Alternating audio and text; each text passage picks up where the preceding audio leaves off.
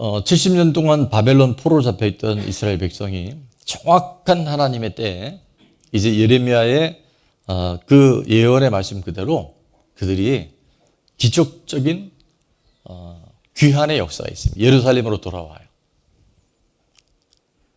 그 거리가 보니까 한 1200km가 넘었다고 하는데 지금이야 이제 부산까지가 약 한 400여 킬로 한다면 1200km는요 엄청난 먼 길이에요. 적어도 4개월에서 5개월이 걸리는 그 먼 거리를 요즘처럼 차가 있는 것도 아니고 약 5만 명의 사람들이 분여자니까 한 2만 명의 사람들이 이제 대거 이동을 합니다.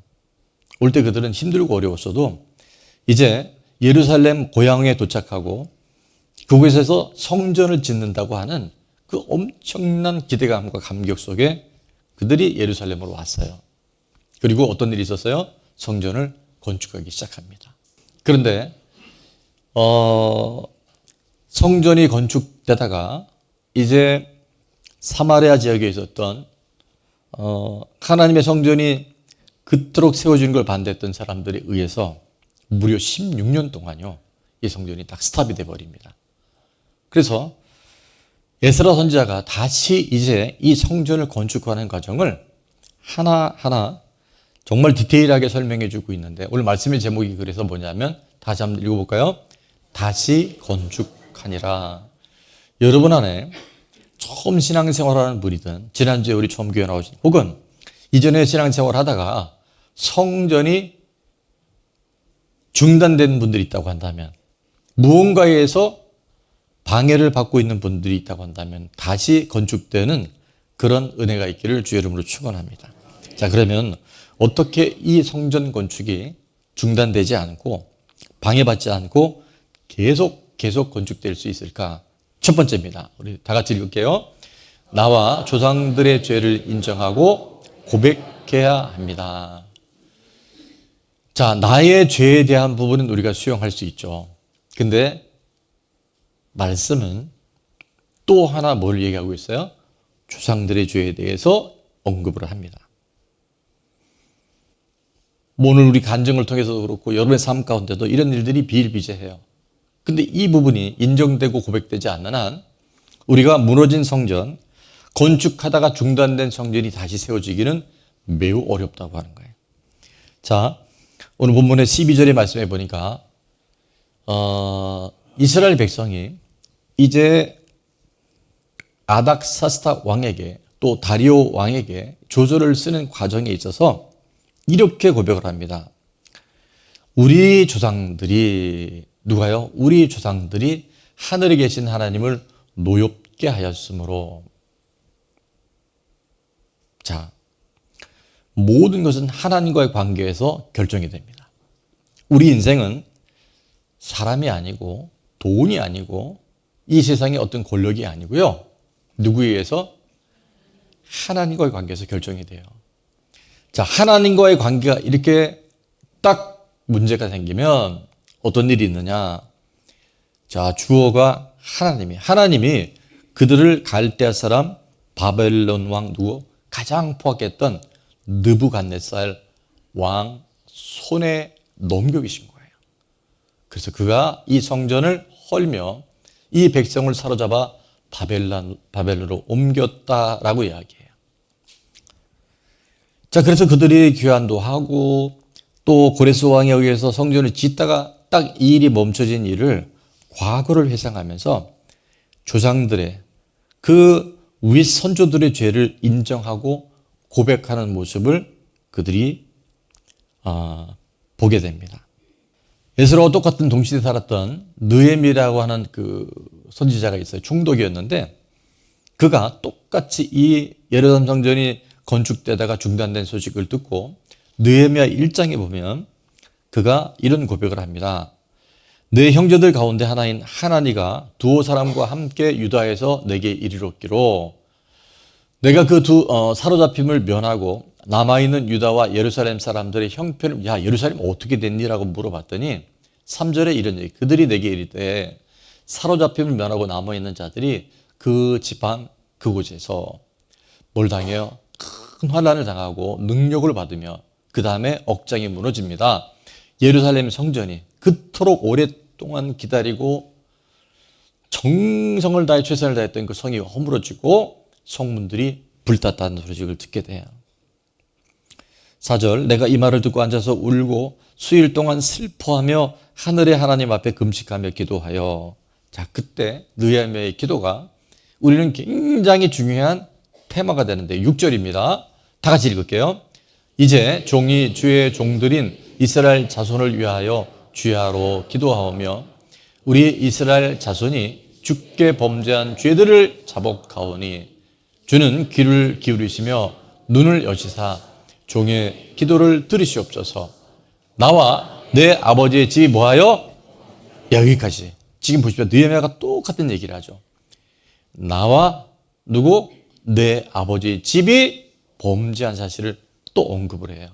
왜요? 그 영향력이 지금도 있다는 거예요.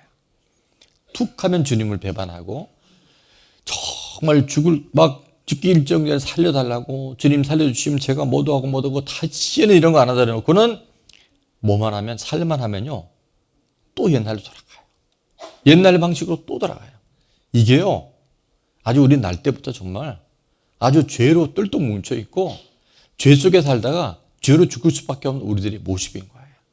근데 놀라운 사실은 이걸 끊고 이걸 뚫고 나온 죄의 특징은 뭐냐면 내 죄를 보기 시작하는 거예요. 내가 얼마나 부패되어 있는가를 인정하는 사람들은요 하나님의 긍휼하심과 하나님의 도우심의 손길이 정확하게 찾아옵니다. 오늘 여러분의 회복이 아니라는 사람들은요 내가 안 보이는 거예요.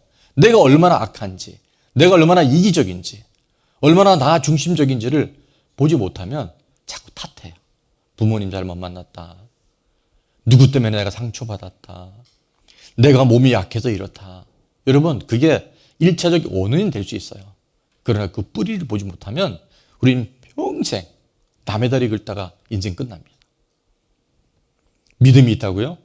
그 믿음이 진짜 믿음일까요? 그럼 진짜 믿으면 그렇게 안 살고 그렇게 못 살아요. 빛이 오면 어둠이 떠나가야 되잖아요. 아니 어둠이 있어. 그럼 빛이 없는 거잖아요. 빛이 있으면 어둠이 사라져야 되죠. 이상하죠? 내 안에 여전히 어둠이 있는데 염려, 근심, 불안, 두려움이 있는데 나는 믿어. 그럼 그 믿음이 도대체 어떤 믿음인 거예요? 빛이 있다고 하는데 어둠이 있어. 빛이 가짜인 거예요. 그렇지 않을까요? 안 그래도 목사님 제가 한 주간 힘들게 살아왔는데 또 교회 와서 그러시냐고. 여러분 정신 차려야 됩니다. 여기서 답을 못 얻으면 100년을 살아도요, 1000년을 살아도요, 인생은 그냥 공회전하는 거예요. 원점에서 매물다가. 제가 가끔 그러잖아요. 원불교도 아니고 원불교. 팽팽히 도는 거예요. 팽팽히 올라갔다 내려갔다 잘 됐다가 넘어졌다가 끊고 나오게 될지어다. 보십시오. 이걸 무너져서 성전이 다시 재건되는 사람들은 공통점이 뭐냐면 내 죄를 먼저 봐야 돼요. 내가 아직도 분명히 그것이 나쁜 걸 알고 있는데 허용하고 방치하는 게 뭔지를 정확하게 고백해요. 나와 내 아버지의 죄, 내 조상들의 죄가 무엇인지를 그는 수용합니다. 그때 주님은 긍휼을 베푸시고 우리를 기억하신 줄 믿습니다. 그 7절에 보니까 주를 향하여 크게 악을 행하여 주께서 주의 종 모세에게 명령하신 뭐예요? 계명, 율례, 규례를 지키지 않았습니다. 말씀대로 살지 않았습니다. 라고 그들은 고백합니다. 그래서 저는 여러분이 뉘우치는 것에, 자책하는 것에, 회심하는 것에 머물지 않고 어디로 가야 될까요? 오늘 우리 대표교대 집사님 회개의 자리로 갑니다. 회개는 뭐냐면요, 그 자리에서 나오는 거예요. 확 바뀌진 않는다 할지라도 어제보다는 오늘보다는 내일이 매일매일 조금씩 달라지는 거예요. 거기서 묶여 있으면, 아니 어떤 분들은 더 나빠지는 분이 있을 수도 있어요. 진정한 회개는 회심에 머물지 않고 삶의 변화를 통해서 나타나는 줄로 믿습니다. 자, 그래서 제가 이렇게 적어봤어요. 회심이 회개로 이어지지 않으면 회피에 머뭅니다. 자꾸 회피해요. 그리고 숨겨요. 목장 모임에서 이 오픈이 잘 안 되면 이게 회피로 가는 거예요. 그리고 뭐 맨날 저런 뭐 찌질한 얘기만 해. 그럴 수 있어요. 아니요. 그 회피가 아니라 회개로 나가기 시작할 때 불행이 이제 하나님의 회복과 구원의 역사로 전환되게 될 줄 믿습니다. 자, 한번 같이 읽어볼게요. 회심이 회개로 이어지지 않으면 회피에 머물며 불행하게 되지만 회심이 회개로 이어질 때 비로소 회복과 구원이 일어납니다. 아멘. 그래서 여러분이 살아가는 동안에 이 성전이 무너지는 것은요, 좋은 일입니다. 목사님 무슨 얘기를 또 그렇게 하시나요? 무너질 것이 무너져야 돼요. 드러날 것이 드러나야 돼요. 이게 무너질 것이 무너지지 않으면 정말 그때부터 문제입니다. 예수님이 이 땅에 오셔서 건강한 자를 찾지 않으셨어요. 병든 자. 예수님이 이 땅에 오셔서 의인을 부르시지 않으셨어요. 누구를? 죄인을 부르셨어요. 주님, 제가 영적으로, 정신적으로, 환경적으로, 육체적으로 병이 들었습니다. 주님, 제가 죄인입니다. 제가 얼마나 많은 죄의 요소를 갖고 있는지 모릅니다라고 인정하는 사람을 주님 지금 만나주셔요. 지금 그런 사람을 찾고 계셔요. 여러분 살아가면서 여러분 주변에 힘들게 하거나 꼴 보기 싫은 사람이 있습니까? 없습니까? 예, 가까이 있으면 또 말을 못해요. 근데 있습니다. 근데 그 사람을 왜 두셨을까요? 예? 왜 두셨을까요? 예, 우린 정답을 많이 알아요. 그래서 마태복음에 보면 예수님이 이렇게 말씀하시잖아요. 형제 눈에 티가 보이거든. 너의 눈에 뭐가 있는 걸 봐라? 들보가 있는 걸 봐라. 이렇게 하세요. 여러분, 형제 눈에 티가 보이면 내 안에 큰 기둥이 들어가 있는 거예요. 근데 놀라운 사실은 상대방의 단점이 보이고 자꾸 그 사람의 뭐 하는 행동이나 말이 밟히면 하나님은 우연이 아닌 이상 내 안에 있는 더 큰 죄가 있을 수 있음을 인정하라는 거예요. 그리고 그것을 고백하고 나면 어떤 일이 있느냐? 남편이 되든 아내가 되든 늘 그런 얘기 하잖아요. 원수는 집안에 있습니다. 멀리 있지 않아요. 그래서 내 안에 있는 죄를 자녀를 통해서든 누구를 통해서 보게 하고 인정이 되고 나면 놀라운 사실이 있어요. 상대방의 티가요, 따라서 합니다. 잘 안 보입니다. 잘 안 보여요. 아니, 내가 지금 더 큰 죄인인 게 깨달아지니까. 또 하나는 그 티가 보여도요, 긍휼한 마음, 불쌍한 마음이 들어요. 얼마나 힘들게 사는지. 그때 하나님은 우리 안에 변화의 역사를 일으키신 줄 믿습니다. 자, 마지막 한 가지입니다. 다시 건축을 하려면 같이 읽을게요. 사람과 환경도 하나님이 주관하심을 믿고 말씀에 순종하며 기다려야 합니다. 자, 따라합니다. 믿고 기다려야 합니다. 이게요, 쉽지 않아요. 그래서 우리가 자꾸 어려움이 오는 거예요. 무너진 성전은 하나님이 주관하신 걸 믿고 우리가 말씀에 순종하며 기다릴 때 하나님께서 회복시켜 주십니다. 오늘 17절에 보니까 이제 왕께서 좋게 여기시거든 바벨론에서 왕의 보물 정각에서 조사하사 과연 이 일이 누구냐? 고레스 왕이 조서를 내려 하나님이 이 성전을 예루살렘에 다시 건축하라 하셨는지 보시고 왕은 이 일에 대하여 왕의 기쁘신 뜻을 우리에게 보이소서 하였더라. 다리오 왕을 통해서 성전이 재건되게 되어졌더라. 여러분, 느부갓네살이 이스라엘 사람들을 포로로 잡아가고 성전 기물을 다 빼앗아간 것이 맞죠?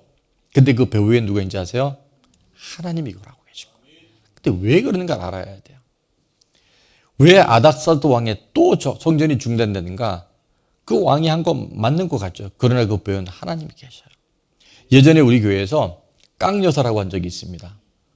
보신 분들이 있을 거예요. 그 안재호 소장님이라 이분이 그 인형에다가 손을 놓고요, 그냥 입술을 안 벌리면서 말을 해요. 복화술이라 그러죠. 근데 그 깡여사가 이 안재호 소장님의 손이 빠지면 어떻게 하는지 아세요? 그냥 헝겊에 불고에 툭 떨어져 버려요. 여러분, 우리 인생이 하나님이 우리를 붙들어 주지 않고 하나님의 손이 우리를 붙잡아 주지 않으면요, 우리 인생은요 정말 흙입니다. 아무것도 아닙니다. 아침 안개와 같아요. 하나님이 역사의 주관자 되시고 하나님이 우리의 생명을 붙들고 가심을 믿잖아요. 그럼 어떤 일이 있느냐? 말씀에서 우리 삶의 답을 찾아요. 그리고 그 말씀을 끝까지 기다릴 수 있어요. 지금 크고 작은 문제가 많잖아요. 전 세계 전쟁도 있고 지금 국가적인 위기도 있고, 여러분 개인이나 가정사 안에 지금 하나요. 우리 공동체 안에 있어요. 없지 않아요. 근데 답은 하나입니다. 이 모든 것에 누가? 하나님이 주관하고 계셔요. 하나님이 붙잡고 계셔요. 이 신뢰와 이 믿음이 생기기 시작할 때 하나님이 역사하십니다. 근데 이것을 우리가 믿지 못하면 사람 때문에 힘들다 그래요. 돈 때문에 힘들다 그래요. 아니라니까요. 하나님은 없는 것도 있게 만드셔요. 죽은 자도 살리셔요. 그렇게 하실 수 있는 하나님, 그래서 우리가 여기 있잖아요. 그래서 그 하나님을 정말 믿는 사람, 그 한 사람이 하나님 말씀을 읽고 끝까지 기다리잖아요. 그러면 하나님 오늘 2500년 전에 BC 500여 년 전에 있었던 그 역사에서 끝나는 게 아니라 지금 여기서 여러분 가운데 저 가운데 그 일들을 이루어 주십니다. 그 일을 이루시려고 이 말씀 우리에게 허락하신 줄로 믿습니다. 제가 신명기 28장과 레위기 26장을 가끔 얘기하는데 신명기 28장에 보면 1절부터 14절까지는요 하나님의 복이 굉장히 많이 나와요. 여호와의 말씀을 삼가 듣고 내가 오늘 네게 명령한 명령을 다 지켜 행하면 세계 모든 민족이 뛰어나게 하실 것이라. 우리 부모는 이런 기도 많이, 성읍에서 복 받고 들에서 복 받고 몸의 자녀 토지 소산 짐승의 새끼 소화 새끼 복을 받을 것이고 광주리 떡 받을 거를 들어도 복 받고 나가도 복 받고 다 복해요. 그런데 말입니다. 14절에서 끝나면 너무 좋겠는데 성경은 15절부터 68절까지 무려 4배가 넘게 뭐가 나온 줄 아세요? 징계, 저주, 심판. 정말 어떻게 이렇게까지 하나님이 우리를 저주하실까 할 만큼 병도 그렇게 많은 병들. 우리가 코로나를 경험했는데 그보다 더 엄청난 저주가 나와요. 도대체 하나님은 사랑의 하나님이셔서 왜 이렇게 하실까? 여러분 한번 생각해 보셨어요? 우리는 복에 대해서만 생각하지 하나님의 징계와 저주는 안 읽고 싶잖아요. 그런 성경 없애버리고 싶잖아요. 근데 4배나 더 많아요. 레위기 26장에 보면 똑똑이랍니다. 1절부터 13절까지가 복을 계속 기록했는데 나머지 13절부터 14절부터 39절까지 보면 전부 저주예요. 7배가 나와요. 정말 하나님이 우리를 사랑하시는 것이 맞을까? 이유가 있습니다. 저는 신명기와 이 레위기 말씀을 읽을 때마다 눈물이 날 때가 많아요. 하나님 우리를 얼마나 사랑하시는지. 너희들 절대 이렇게 가면 안 돼. 너희들 절대 이렇게 살면 안 돼. 그렇게 너희가 살아갈 인생이 아니야. 너희는 내 자녀고 내가 너의 하나님이고 내가 너의 아버지야라고 하나님의 그 부르짖는 소리가 잔뜩 들려요. 여러분 우리가 믿음이라고 하는 건 말씀이라고 하는 것은요 뭔지 아세요? 기차로 말하면 레일과 같습니다. 여러분 기차는 레일이 없으면요 절대 갈 수 없어요. 우리가 믿음에 있어서 이 말씀의 레일을 벗어나면 어떻게 됩니까? 기차가 레일 벗어나면 어떻게 되죠? 대형 사고 납니다. 레일 벗어나면요 대형 사고 나요. 중앙선 넘어갔는데 사고 안 난다? 그건 제정신 아닌 거예요. 근데 우리가 너무나 많이 하나님은 복 주고 복 주기를 원하시고 우리만 복 받는 게 아니라 우리 가정에 있는 정말 그 생축 우리가 돌보고 있는 모든 것에 우리를 통해서 복 주기를 원하시는데 우리가 하나님과 관계없이 레일을 벗어나갔잖아요. 튕겨나가 버렸잖아요. 그러니까 지금 이게 사단이 우리를 공격하는 거예요. 어느 부모가 자식이 그렇게 살기를 원하겠어요. 그럼 내가 어디서 벗어난지를 빨리 깨달아야죠.